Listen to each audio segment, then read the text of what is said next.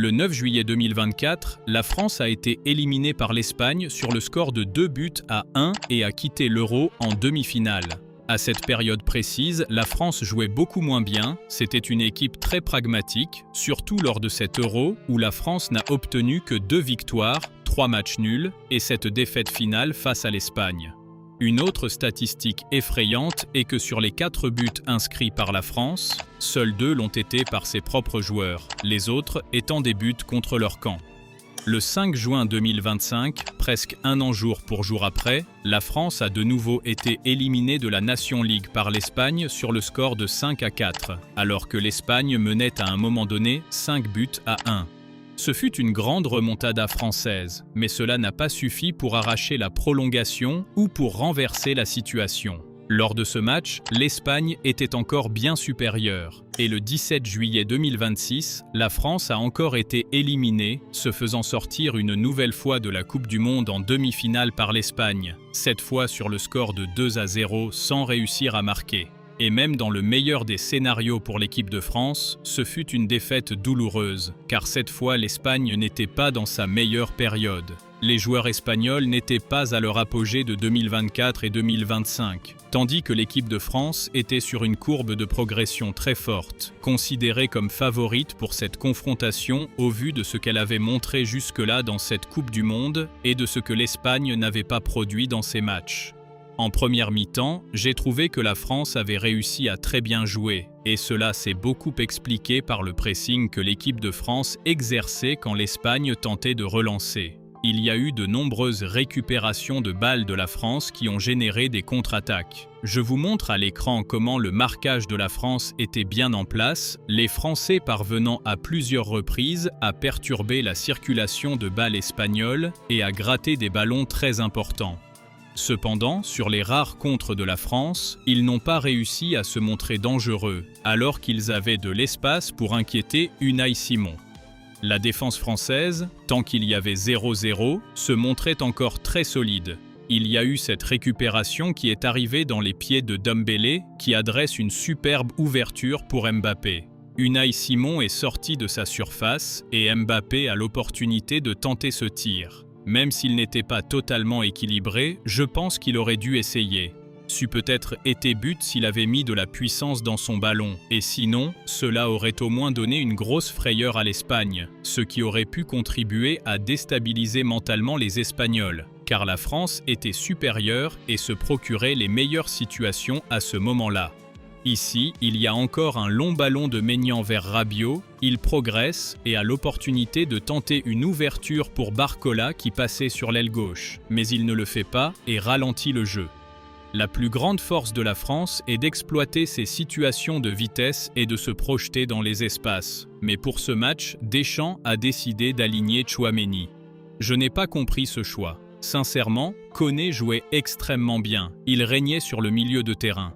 Si Koné had been associé à Rabiot, un duo qui avait super bien fonctionné contre le Maroc, Rabiot serait resté plus bas et ce serait très probablement Koné qui aurait reçu ce ballon et il aurait à coup sûr tenté de lancer Barcola dans la profondeur. Tenter cette passe aurait été bien préférable à laisser l'action s'éteindre comme cela s'est produit. De nombreuses erreurs bêtes de ce genre compromettent la capacité des Français à exploiter les espaces laissés par l'Espagne. Olise et Dembélé ne parvenaient pas à exprimer leur meilleur football. Ils semblaient un peu fébriles, ressentant peut-être le poids de l'enjeu. Il y a eu beaucoup de déchets dans les passes, des dribbles ratés et des frappes qui auraient pu être mieux préparées. Il a manqué de la précision et du réalisme à une attaque si talentueuse et considérée comme la plus redoutable du mondial. Et la plus grande erreur ici, ce serait de ne pas vous abonner à la chaîne, car c'est ici qu'on propose ces analyses détaillées et qu'on raconte les histoires passées inaperçues durant les matchs. Je veux fixer un objectif de 50 likes pour cette vidéo. Je sais qu'on peut le faire, car on a déjà passé cette barre sur une vidéo précédente, alors je compte sur votre aide. Merci beaucoup les amis. Autour de la 20e minute de jeu de la première mi-temps, l'Espagne obtient un pénalty provoqué par Digne, un joueur d'expérience qui réalisait pourtant une bonne Coupe du Monde. À mon avis, il était meilleur que Théo Hernandez, car Digne est un élément plus équilibré et régulier. Il n'a pas la même qualité individuelle que Théo Hernandez, mais sur les plans défensifs et physiques, il apporte un peu plus, et il enchaînait les bonnes prestations. Mais il est coutumier du fait. En première ligue déjà, il a montré qu'il pouvait commettre des erreurs bêtes sur des sautes de concentration, et celle-ci a été la plus cruciale de sa carrière. Un pénalty indiscutable, un coup de pied totalement flagrant et naïf sur Yamal qui a été très malin. Oyarzabal s'est présenté et a marqué, et juste après ce but, il y a eu la pause fraîcheur, ce qui a été très préjudiciable pour le jeu des Français. Car jusque-là, la France avait encaissé ce but sur pénalty, d'accord, mais elle se créait plusieurs opportunités, le marquage était en place et ils empêchaient l'Espagne de poser son jeu. Certes, avec la qualité de ses individualités, l'Espagne parvenait à s'approcher de la surface, mais il n'y a absolument rien eu de leur côté durant les 20 premières minutes, et c'est la France qui semblait la plus proche d'ouvrir le score. On sait bien que la pause fraîcheur casse le rythme du match en soi. Grâce à ce temps mort, Luis de la Fuente a pu réajuster son équipe. Et cette pause a fini par refroidir les joueurs français, leur faisant peut-être encore plus accuser le coup après le but. Car quand une équipe encaisse un but, elle veut reprendre le jeu au plus vite et passer à l'action suivante pour l'oublier et ne pas ruminer. La pause fraîcheur n'a pas permis aux Français de repartir rapidement et de poursuivre sur leur lancée, et au retour sur la pelouse, tout s'est gâté puisque l'Espagne a réussi à rééquilibrer un peu plus les débats en fin de première période. La France a encore eu quelques contres, mais sans jamais s'approcher du but, terminant la première mi-temps sans réussir à cadrer la moindre frappe face à Simon. Mais avant la pause, il y a une action qui est selon moi cruciale dans la perte de rythme de la France, l'empêchant de marquer le moindre but dans ce match. Le carton rouge évité de justesse par Rabiot. Alors qu'il était déjà averti, il commet une grosse faute dans le temps additionnel de la première période. Deschamps envoie immédiatement Koné à l'échauffement, et cela brise l'élan offensif que le milieu de terrain français aurait pu apporter en seconde période. En effet, ils ont dû continuer avec Tchouaméni, qui revenait de blessure et n'était pas à son meilleur niveau, sans oublier qu'il s'agit d'un milieu récupérateur plutôt habitué à jouer les chiens de garde devant la défense. Le duo qui avait si bien fonctionné face au Maroc, Koné et Rabiot, parvenait à protéger sa cage tout en apportant un excellent soutien offensif, car Koné est bien plus créatif que les deux autres. Dans un monde idéal, il aurait été préférable de remplacer Tchouaméni par Koné et de faire reculer Rabiot, mais ce carton jaune a tout changé et on rentre au vestiaire sur ce score de 1-0 pour l'Espagne. Bon, pour la seconde période, ce dont je voudrais parler ici, c'est d'Olise. C'est lui qui perd le ballon sur l'action qui a failli provoquer l'expulsion de Rabiot, mais ce sont des choses qui arrivent. Sauf qu'Olise, parmi les 4 de devant, était celui qui commettait le plus d'erreurs, celui qui était le plus en difficulté et qui n'a jamais réussi à entrer dans son match. On a déjà vu des rencontres où Olise était transparent en première période, mais transfiguré au retour des vestiaires, se montrant bien plus participatif et décisif. Contre le Sénégal par exemple, c'était exactement comme ça.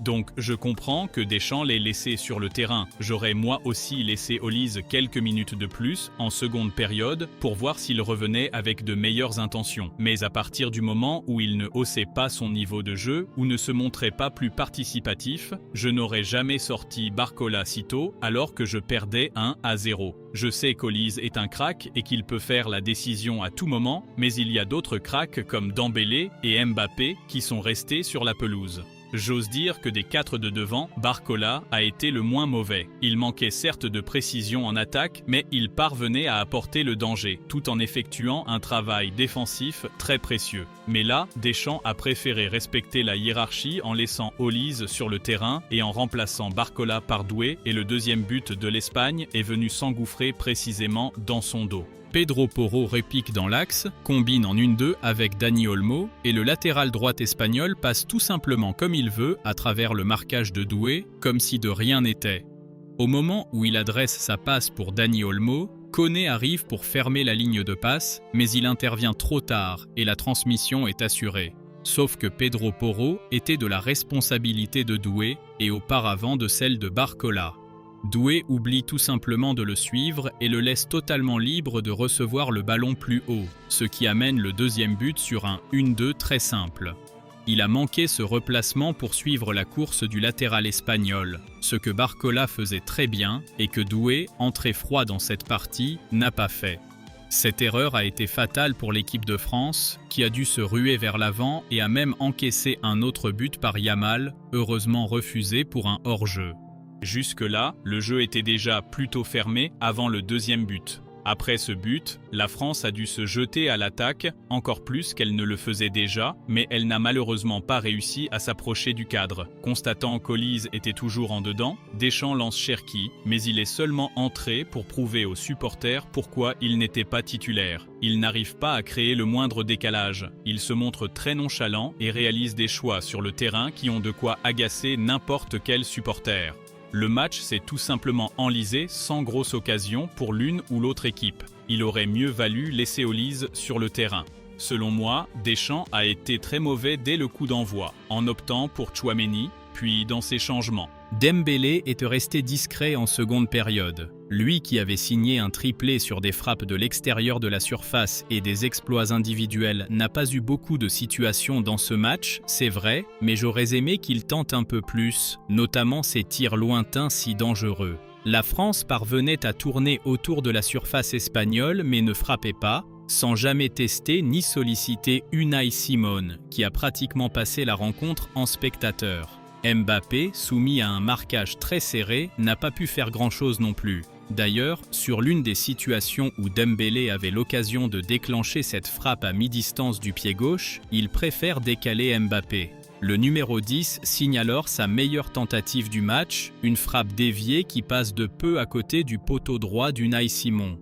En dehors de cela, Doué a eu la meilleure opportunité pour réduire l'écart sur cette frappe de loin alors que le gardien était hors de sa surface, mais son tir est parti à ras de terre. Il aurait dû s'appliquer davantage, c'était une occasion en or qu'il a tout simplement gâchée. S'il l'avait mise au fond, cela aurait pu changer un peu le cours de l'histoire et la physionomie de la rencontre. Mais comme ce n'est pas rentré, la France est restée impuissante, incapable de développer ses attaques proprement, la peur au ventre de concéder un contre espagnol et incapable de remettre ce pressing qui avait tant gêné l'adversaire à l'entame du match. Et pour le reste, ce fut tout. Le premier tir cadré de la France est intervenu à la 95e minute de la seconde période, par Dembélé, tentant sa chance de l'extérieur de la surface, mais bien trop tard. Ce fut une prestation très terne des stars françaises, avec bien sûr le mérite qui revient à l'arrière-garde espagnole, qui a su museler leur fougue. En résumé, ce fut une prestation décevante de la France, avec des joueurs en dessous de leur niveau et qui se sont cachés sur le terrain. Je pense qu'il y avait la place pour l'emporter, mais dans un match aussi serré, avec des stars des deux côtés, c'est l'équipe qui convertit le mieux ses occasions qui en sort vainqueur.